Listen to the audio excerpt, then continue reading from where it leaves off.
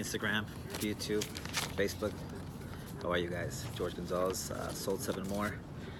I wanted to kind of try something different and reverse engineer a real estate transaction.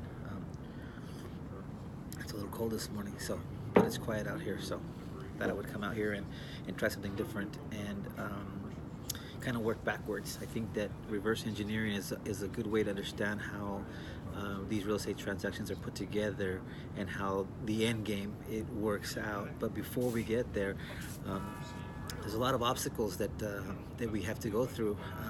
So here goes nothing. I don't know if anybody's ever done it this way before or not, but I figured it was worth a shot. You guys let me know what you think. Again, I am George Gonzalez, sold 7 more.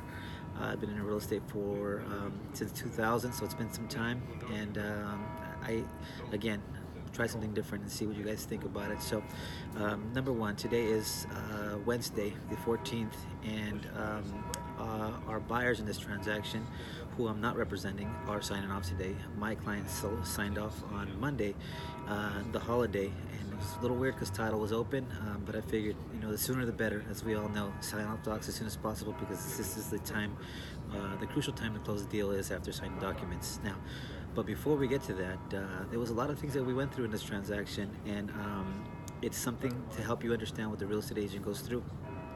Real estate agent, broker, whatever you are, or whoever you're working with, and kind of gives you a better just of why we're so excited to close a deal. Some of us are excited for the money.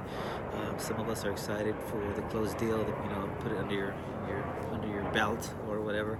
Me, I would say that I'm excited for what's to come. For the client, especially the housewarming parties, the barbecues, and the conversation of the shopping, and that's really what motivates me is getting results for my clients and making sure it was a good decision. So here goes.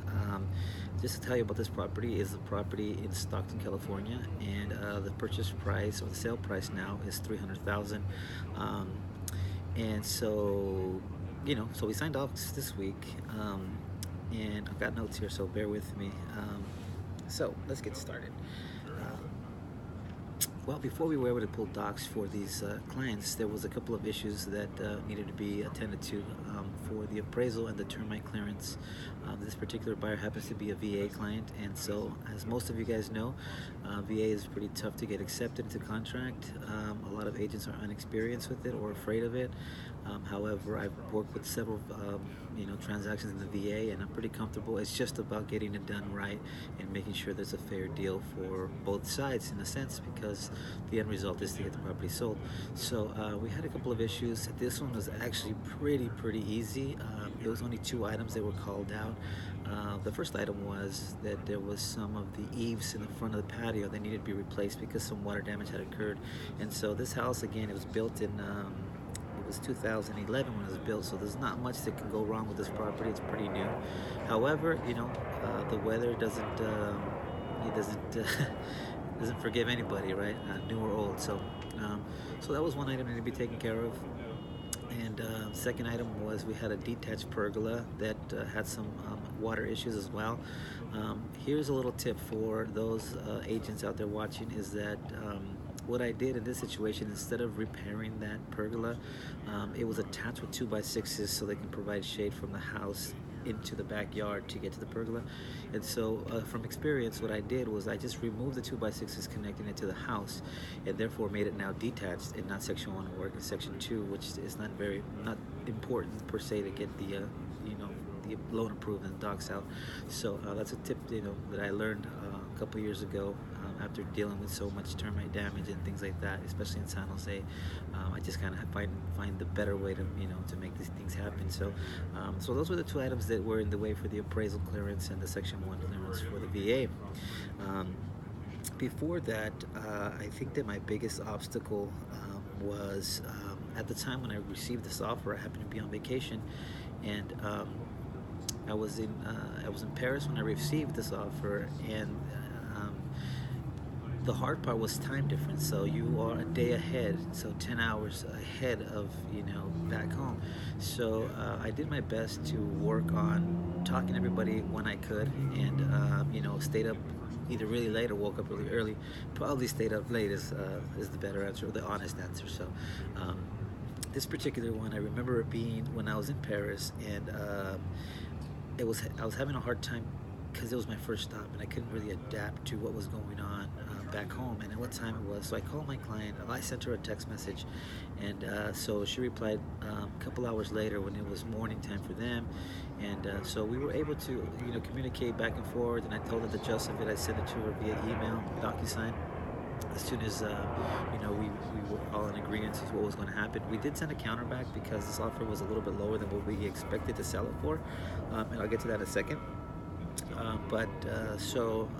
The great news is that we from there I went to Rome, and now at this point we're in Santorini at a little bar, a restaurant bar, and we're having a great time. And my phone rings, and for some reason the caller ID happened to work, and it happened to be the agent that I'm working with on this transaction. And he hadn't gotten an answer because I've been traveling, and it's something we talked about. And so it's been 2 days, and he's getting a little nervous whether we're going to accept it or not. And so I told him that my situation, and that I was just waiting for the signatures to come back. And sure enough, later on that morning, I was able to get the contract signed, and so we opened escrow. I reached out to my escrow officer. This situation, we used mine, which is not typical for that area. Stockton, typically the buyer chooses title and escrow, but it was in my benefit because I had to understand with my loan officer, with my escrow officer, that I could call and make things happen with her because of the relationship. And so before this,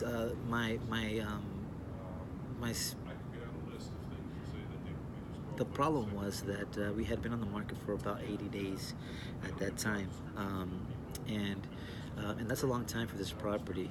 And I'll tell you why we were on the market for so long. It's not that it wasn't getting offers, it's just that we were having a hard time getting appraisals to meet our price. So, and from the seller's point of view, you start to get discouraged, and you start to doubt whether, either the agent's doing their job, or is the timing wrong. Fortunately enough for me, my client trusts and believed that I was doing my best and trying to sell this property. We did start off in the market on this property at $319,000, and it's something where we felt confident in the beginning because things were selling pretty quickly, and we thought, okay, well, if we stick within that range, something will happen. And we ended up getting 2 offers. The first offer that we accepted was at $335, so super exciting. Everything sounded good. We had the property inspected. The buyer at that time had the property inspected. Everything came back great. Nothing. It was a conventional loan, so nothing came back to be corrected. And so the appraisal went out, and it didn't appraise. And they actually appraised the property for, I believe, 285 or something like that, something outrageous. Where we were, trying to fight it, and it didn't work out. Any case, so we move forward, and a couple of weeks later, we get another offer, and that offer was at $315. And we thought, okay, well, hopefully, whatever in the area sold within the last couple of days or weeks will help us out. And so. Again, it didn't. We came in at $300,000, and at this point, I start to realize that maybe this property is going to be best set at $300,000.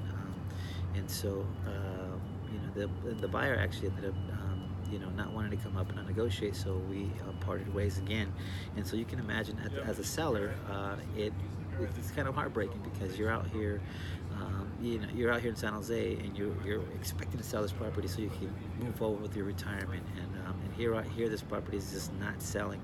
And so I'm not going to lie, I was a little bit nervous myself as to what's going on, but I went back to the fundamentals and saying, hey, the property is only worth what somebody's willing to pay, and at this point, we're not willing to pay over the appraised value.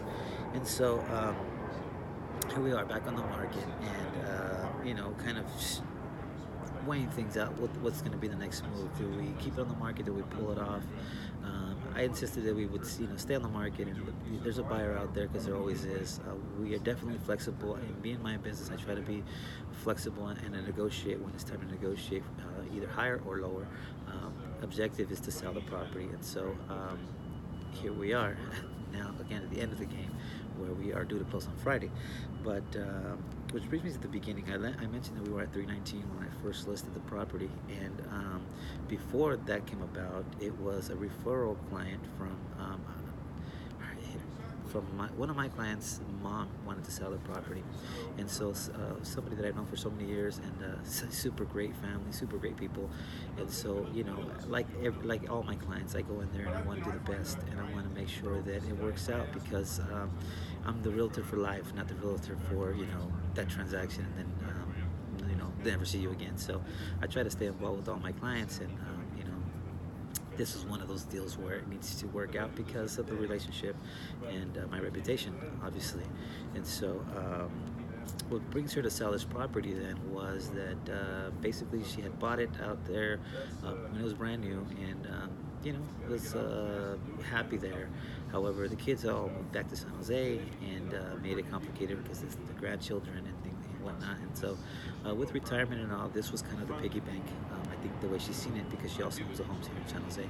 So it was time to break the piggy bank apart. And she tells me, George, I know what you did for my son, and I've known you a lot of years. I trust that you can do this. And we meet with a smile on my face. I said, absolutely, this is what I do, and I'll do my best. So the retirement and the money that was invested here was the end goal, to take her money and finally be able to travel. And I think we talked a little bit about buying a motorhome and driving cross country and just kind of enjoying retirement. And so this was what makes it very stressful. So if we go backwards now, when the 80 days on the market were happening, it makes it very stressful because I'm remembering the conversation of, I trust you, I know you can sell it, and I want to retire and get my money to go travel and see the world. And so you can imagine the pressure on the realtor that when the initiated conversation, the market was great, everything was moving quickly, but in these situations, you can't call the market out 80 days, far out, especially after having the obstacles of the two offers that were higher didn't go through because of the appraisers that didn't value the property. And I can understand why they didn't, in a sense, because this is a brand new development in the middle of a lot of older homes, and so there wasn't too many comps. But I think that if it would have been here in the Bay Area, that we would have thought out the box and said, well, let's take in consideration what it cost to build this home versus what it cost to build a home in 1975.